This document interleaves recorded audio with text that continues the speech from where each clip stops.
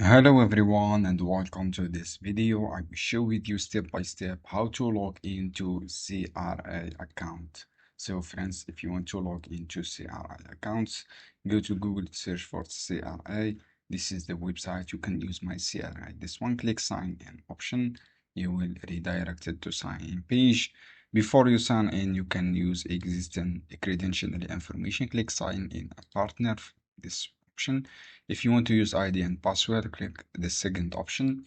This is for password and ID. Just await from this page, and then you will see this. Right, all you have to do, write your user ID and password, and then click on sign in option. Click on sign in option, use ID. You can also use this option for partner.